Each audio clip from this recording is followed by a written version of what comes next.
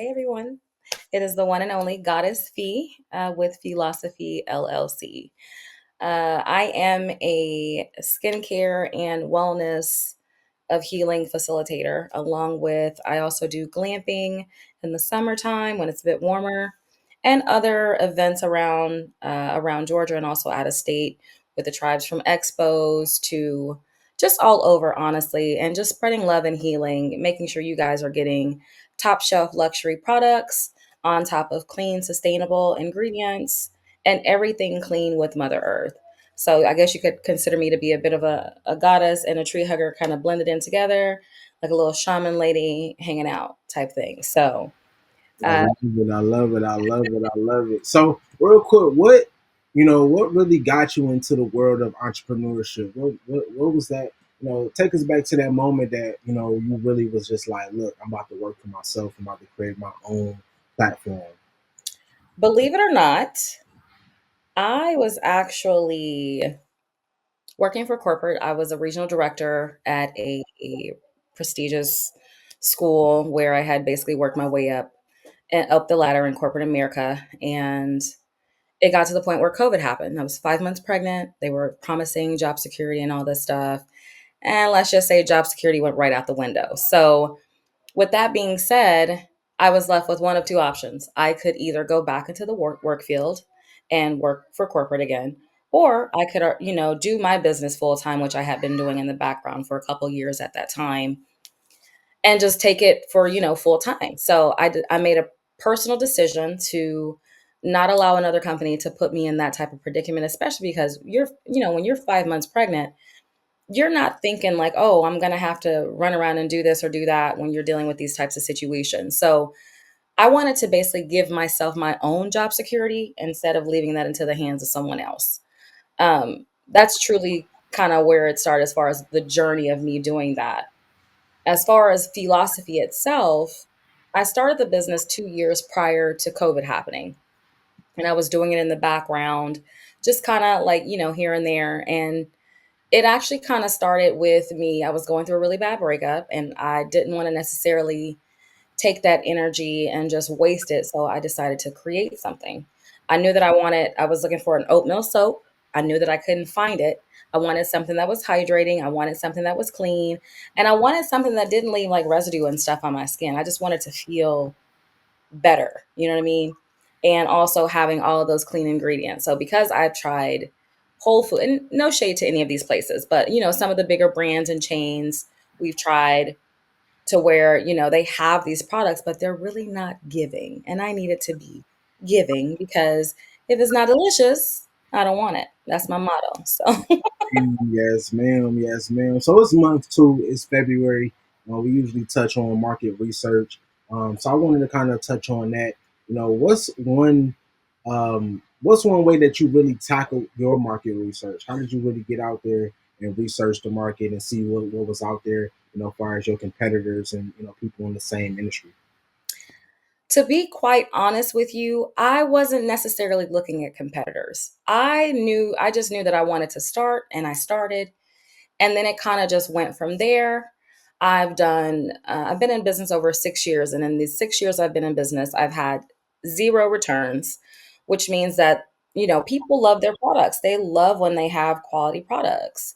And not only that, to be clear, it's kind of like in that journey of learning along the way a lot of these steps too. And then of course, working with the mob who basically makes my life so much easier and so much seamless in the things of the day to day. I feel like that's when I really started to kind of tackle in and dig in into like a particular market, if you will.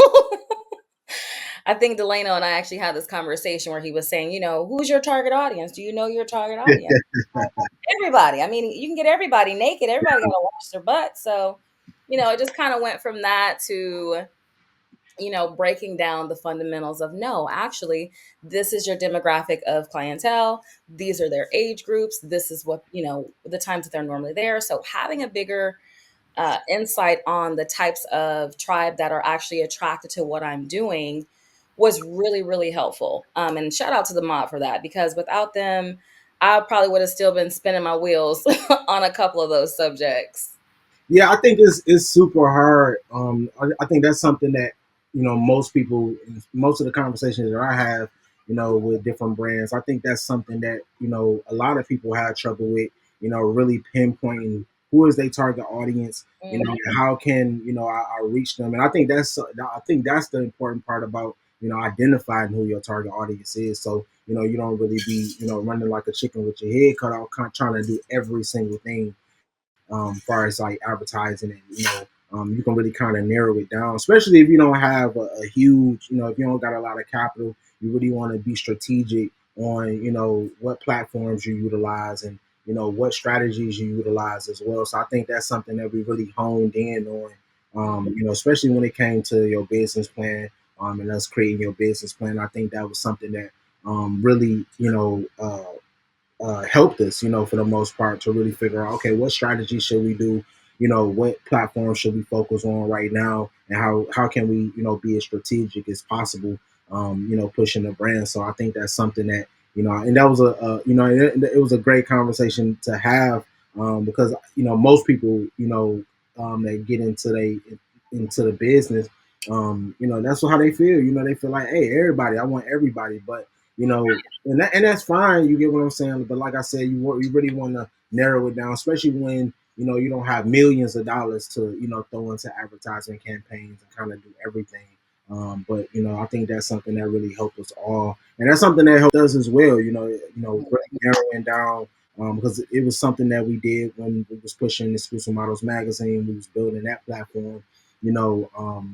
At first we was kind of trying to target a little bit of everybody. But once we honed in on who our target was and who our audience was and who we were speaking to, it made a lot of things easier, especially when we started going on the road and going on tours and really being selective about what events and activities you wanted to be a part of.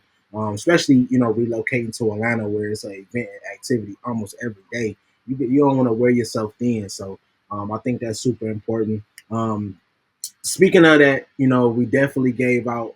This is really one of the main reasons why we gave out last week's assignment, and I'm gonna go over that later. But speaking of business plans, what was a key element in your business plan that really made you stick out? When it comes to your competition, or when it comes to other brands, and not your competition as you competing, because you're in your own lane. But what really sets you apart from other skincare brands and holistic wellness companies? For me, sorry about that. I got an autumn sky in the background. For me, it's more so about the sustainability aspect of things. Being that I am an eco-sustainable brand, one, and that I am also farm to table formulations, that's a huge thing because it takes away parabens and things like that. It takes away like the gunk that's in skincare that's what's junking and messing up your skin. It takes that out of the equation. So not only am I aiming for eco sustainability, but I'm also aiming for clean sustainability. Is it being ethically sourced? Is it coming from an ethically sourced location? You know what I mean? So all of these different components, and also, working with different environmentally conscious people in the industry of skincare and just beauty and wellness, you learn so much. You learn so much. So I think that the biggest thing would have to be continuing to stay and stick to my roots of being eco sustainable, being clean, and not BSing people on their skincare. What you're purchasing is what you're getting. It's going to make a huge difference. You're going to feel a difference when you use the products. And I believe truly that's why I've had zero returns in over 6 years, is because people really truly do see the difference between, like, no shade to Dove, but a Dove bar versus Philosophy bar. You know what I mean? Pop it, let's That's go, not, pop it. like, nobody's out here giving y'all jade bars that's bringing y'all hundreds of thousands of dollars and everything else under the sun either. So Hey, there's a whole lot of just me and my spirit that I pour into what I do. And I think it's such a blessing to have each and every one of you out there that support me the way that you do. I'm just so thankful. So definitely, definitely, definitely. So one more question, because I know it's a lot that goes into really just having something that goes on people's skin. What's one legal or ethical dilemma you've had encountered in your business journey, and how did you overcome and learn from that? Legal or ethical? Mine would have to be when I was working with the eco sustainable company. It was called TESS, which stood for the Environmental Solution Store. I was working with this particular group where, they were explaining all these things about what's out in the world as far as like what a paraben is, what's considered to be waste, what's recyclable, what's not recyclable. So with honing in and getting a lot of that information during that time, it helped me to actually see and scope in on, okay, this is a huge issue. This is a huge issue with not only the from the standpoint of waste and recycling, but also on the standpoint of the consumers. Because when someone purchases something, they're not thinking, oh, it's got so many components. They're just wanting what's inside of the container. They don't really care. So with having the mindset and the mentality that, what, we can do better as a whole. I can offer a recyclable and renew program for those of you that are also wanting to join in and help me assist me with recycling. That would probably be the biggest aspect of it, is a recycling aspect, because it's such a huge issue that is ongoing every single day. And not to mention, on the legal side of things, like, you always want to make sure that you're keeping your registrations up to date. You want to make sure that, your LLCs, or if you have a trust or what have you, that you have the businesses inside of, you want to make sure that those are always working and up to date, because God forbid something be late or tardy or what have you. And now, like, you're doing business illegally. So you want to always make sure that you're up to date on all of your documentation, you're up to date on all your business.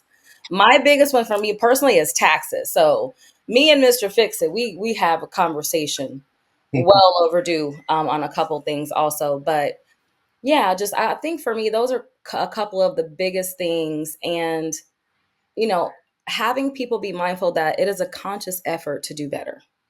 It is a conscious effort to want to assist and, make a change. And it literally just starts with the mindset and the action behind it. It's that simple. Ma'am, yes, ma'am, man. Real quick, man. First of all, I just want to thank you for just taking out time. I know you got a lot of orders to fill. You about to get in that lab. You got Autumn Sky. Shout out to Autumn Sky, by the way. That's my homie. But real quick, let them know where they can find you, and what you have coming up next. Absolutely. So you guys can find me on a few different places. You can find me on IG. I have two IGs. I have a personal IG that's forever underscore fee. It's FII, two eyes. Can see you. And then I have Fiilosophy LLC. That's FIILOSOPHY LLC.com. We do also have the philosophy.com website that is still active currently, but currently we're going to be merging everything over to the new site. So Delana will be tapping in with that as well for this week. And definitely check out my Snapchat if you guys are trying to see what I got going on behind the scenes. Everything happens on my Snap. So it's Diary of a Mixed Chick, Philosophy. If you guys are looking for me, that's how you find me.